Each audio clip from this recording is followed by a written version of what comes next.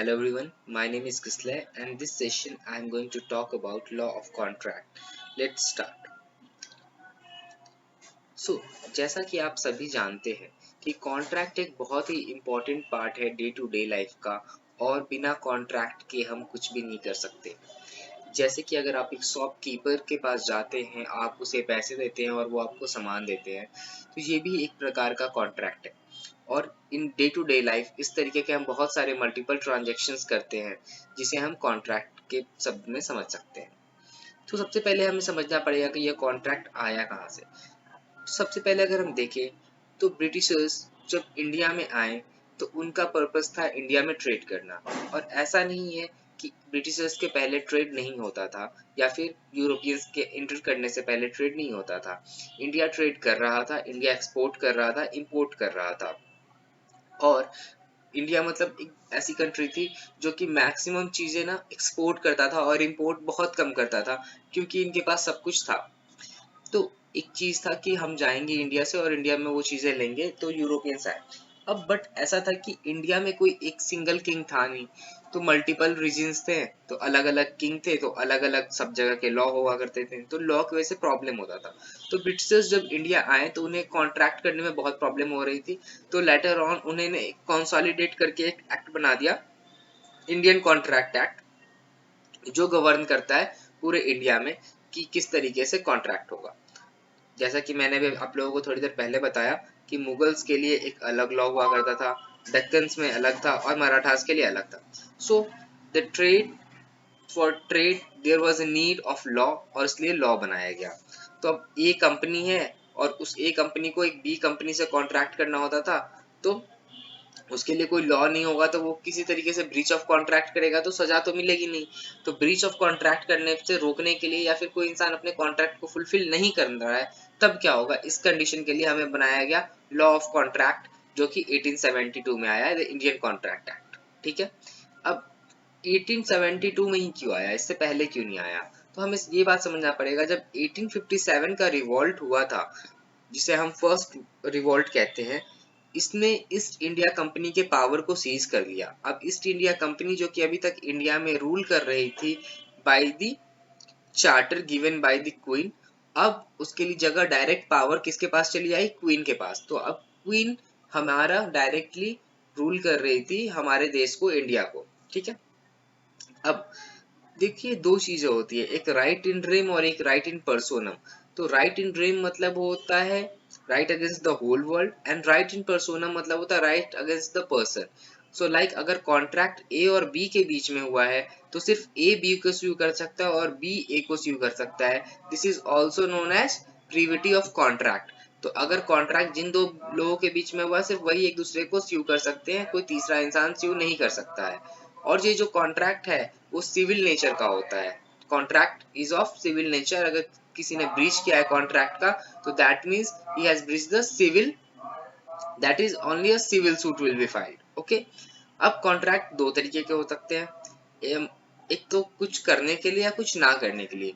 जो कुछ करने के लिए होता है दैट इज पॉजिटिव, एंड जो कुछ नहीं करने के लिए होता है उसे हम कहते हैं निगेटिव। ठीक है। अब हम सबसे पहले डेफिनेशन समझने की कोशिश करते हैं प्रपोजल की। तो सबसे पहले अगर कभी भी कॉन्ट्रैक्ट होगा तो कोई प्रपोजल होगा। प्रपोजल मतलब मैं आपको कुछ ऑफर दूंगा, उस ऑफर को आप एक्सेप्ट करोगे तब जाके एक प्रॉमिस होगा। तो सबसे पहले हम प्रपोजल की डेफिनेशन समझते हैं। प्रपोजल का मतलब क्या होता है? when A signifies to another his willingness to do something or abstain from doing something। अब देखिए, जो मैंने आपको थोड़ी देर पहले बताया, willingness to do something मतलब कुछ करना, और abstain from doing something मतलब कुछ नहीं करना, नहीं करने से अपने आप को रोकना, दैट इज नेगेटिव थिंग। अब पर्पस क्या होता है इस प्रपोजल का? इस पर्पस ये होता है इस प्रपोजल का कि वो उसकी एसेंट ले सके, उसकी सहमति ले सके, और इसलिए वो बताता है, ए बी को बताता है कि मुझे आपकी सहमति चाहिए कि क्या आप ये चीज करोगे या चीज नहीं करोगे। Like example we can see, अगर ए बी को बोलता है कि आई लव यू, ठीक है, एंड बी उसको एक्सेप्ट करता है, अपनी सहमति देता है, तभी तो हमारा प्रपोजल एक्सेप्टेड होगा। अगर वो मना कर दे तो क्या होगा? उसकी एसेंट तो आई नहीं, उसकी सहमति आई नहीं, तो प्रपोजल क्या हो गया? हमने प्रपोजल को मना कर दिया। ठीक है। तो ए जब भी प्रपोजल देता है, ए प्रपोजल देगा, बी एसेंट देगा, तभी जाके उसे हम एक्सेप्टेंस मानेंगे। ठीक है, अब जैसा कि हम प्रॉमिस को क्या कहते हैं, प्रॉमिस तभी होता है जब प्रपोजल को एक्सेप्टेंस दे दी जाए तो उसे हम प्रॉमिस कहते हैं। प्रॉमिस मतलब क्या हो, जब किसी ने, अब एक चीज आपको याद रखना है, अब दो टर्म्स आएंगे यहाँ पर, एक तो होता है प्रॉमिसी और दूसरा प्रॉमिसर। तो आपको एक चीज याद रखना है, जिसने अपनी सहमति दी है, जिसने अपनी एसेंट दी है, दैट पर्सन इज एक्सेप्टर। जिसने एक्सेप्टेंस दी है, that is person is acceptor, he has given his assent. और जिसने प्रपोजल दिया था वो होता है प्रॉमिसर। ठीक है, या फिर ऑफरर, जिसने ऑफर दिया है वो ऑफरर है। ठीक है, तो जो अपनी एक्सेप्टेंस देता है प्रॉमिस में, that person is promisee, and जो इंसान प्रपोजल देता है उसे हम कहते हैं प्रॉमिसर। तो promiser is that person who gives the proposal and promisee is that person who gives the assent to that proposal. Okay, तो प्रपोजल को हम ऑफर भी कहते हैं और जो इंसान प्रपोजल देता है उसे हम ऑफरी भी कहते हैं, ऑफरर भी कहते हैं, एंड जो पर्सन उसे एक्सेप्टेंस देता है प्रपोजल को उसे हम ऑफरी कहते हैं। ठीक है, अब हम बात कर रहे हैं एग्रीमेंट की। तो एग्रीमेंट क्या होता है, every promise and every set of promise forming consideration for each such promise is agreement. तो जो कोई भी आपने प्रॉमिस किया है या सेट ऑफ प्रॉमिस है, अगर उसके साथ कंसिडरेशन भी होगा तो उसे हम क्या कहेंगे कि एग्रीमेंट हो गया वो। ठीक है, और कॉन्ट्रैक्ट क्या होता है, an agreement enforceable by law. अगर कोई एग्रीमेंट इन्फोर्सिएबल बाय लॉ है तो उसे हम क्या कहते हैं कि वो कॉन्ट्रैक्ट है। ठीक है, अब आपको ध्यान रखना है कि प्रॉमिस के साथ कंसिडरेशन होगा तभी हम उसे क्या कहेंगे, एग्रीमेंट कहेंगे। और प्रॉमिस कब होगा, जब एक्सेप्टेंस होगा प्रपोजल का। Proposal plus acceptance is equal to promise, and promise plus consideration is equal to agreement, and agreement plus enforceable by law is contract. ठीक है, अब इन्फोर्सिएबल बाय लॉ का मतलब क्या समझते हैं। इन्फोर्सिएबल बाय लॉ का मतलब होता है वो जिसे लॉ इन्फोर्स करा सकती है। अगर उसका ब्रीच हुआ है तो हम कोर्ट में जा सकते हैं, कोर्ट उस पे एक्शन लेगी, सामने वाले पार्टी को बाउंड करेगी कि आप इस चीज को फुलफिल कीजिए। ठीक है, तो उसके लिए जरूरी क्या है, तो कॉन्ट्रैक्ट जो भी होगा वो एग्रीमेंट ही होगा। ठीक है, all agreements are not contract but all contract are agreement. ये समझना है आपको कि सारे जो कॉन्ट्रैक्ट होते हैं वो एग्रीमेंट होते हैं, पर सारे एग्रीमेंट कॉन्ट्रैक्ट नहीं होते हैं। क्यों, क्योंकि हमें ये चेक करना पड़ेगा कि वो इन्फोर्सिएबल बाय लॉ है या नहीं है। तो उसके लिए हमें सबसे पहले चीज क्या देखना होगा कि जो कुछ भी हो रहा है, जो कॉन्ट्रैक्ट हो रहा है वो कॉमर्शियल नेचर का है या नहीं है। अदरवाइज क्या होगा, कोर्ट के पास ओवरबर्डेंड हो जाएगा, कोर्ट के पास केसेस की बौछार हो जाएगी और कोर्ट हैंडल नहीं कर पाएगा। तो हमें सबसे चीज पहले क्या देखनी है कि जो कुछ भी हो रहा है वो सिर्फ कॉमर्शियल नेचर का होना चाहिए। That must be legally valid and that person has legal obligation to fulfil that contract. ठीक है, तो अगर कोई सोशल एग्रीमेंट है आपका तो वो कॉन्ट्रैक्ट नहीं है, मोरल एग्रीमेंट है तो भी नहीं होगा, और रिलीजियस है तो भी नहीं होगा। ओके ओके, सो भी जो भी एग्रीमेंट सोशल, मोरल या रिलीजियस नेचर के होंगे वो सारे एग्रीमेंट्स कॉन्ट्रैक्ट नहीं होंगे। इसके पीछे रीजन क्या है, सबसे पहला रीजन है कि जो सोशल, अगर सोशली चीजों को हम अलाउ कर देते हैं, लाइक मैंने आपको बोला कि कल आप मेरे घर पे खाना खाने आओगे और आपने बोला हाँ मैं आऊंगा, और आप अगले दिन नहीं आते हो, तो दिस इज, आपने ब्रीच करा है, मतलब आपने अपने प्रॉमिस को तोड़ा है।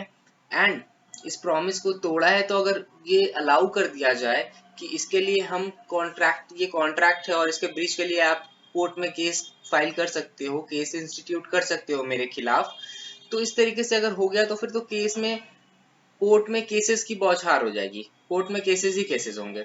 तो इस तरीके के एग्रीमेंट्स को हम कॉन्ट्रैक्ट नहीं कहते हैं। दूसरा मोरल है। मोरल क्या हो सकता है, लाइक कि मैं आपको हर दिन पैसे देता था, आप अब एक दिन मैंने पैसे नहीं दिए, तो इट्स लाइक कि मोरल ऑब्लिगेशन हो गई थी कि एक बच्चे को पैसे देने हैं, अब पैसे नहीं दिए तो बच्चा सूट कर देगा। या फिर किसी गरीब इंसान है, भूखा इंसान है, उसे हमको खाना देना है और उसे एक दिन खाना नहीं दिया तो वो मुझ पे केस कर देगा। तो इस तरीके से तो जो इंसान मोरल ऑब्लिगेशन के तौर पे किसी की हेल्प कर रहा है उस पे आप केस फाइल करना स्टार्ट कर दोगे तो प्रॉब्लम हो जाएगा। तीसरा रिलीजियस, कि रिलीजियस बेसिस पे है कि मुझे ये मंदिर में चढ़ावा नहीं चढ़ाया, पहले तो लड्डू चढ़ाते थे अब लड्डू नहीं चढ़ा रहे हैं, तो आपने ब्रीच करा है। तो इस तरीके के एग्रीमेंट्स ना कॉन्ट्रैक्ट नहीं होते हैं। तो सबसे जरूरी चीज क्या हमें याद रखना है, an agreement enforceable bye law is contract. तो अगर उस वो एग्रीमेंट इन्फोर्सिबल बाय लॉ नहीं है तो वो कॉन्ट्रैक्ट कभी नहीं होगा। अब ये जो एग्रीमेंट है ना, this is very wide scope, agreement बहुत बड़ा है, ठीक है, लेकिन कॉन्ट्रैक्ट उसमें छोटा सा एक पार्ट है। तो हमने एक चीज और अभी थोड़ी देर पहले पढ़ी थी, all contracts are agreement but all agreements are not contract. ये क्वेश्चन भी पेपर में आता है। तो हमें याद रखना है कि कॉन्ट्रैक्ट सिर्फ और सिर्फ लीगल नेचर की चीजों को करता है, that is enforceable by law. Otherwise agreement social, religious, moral सभी नेचर का हो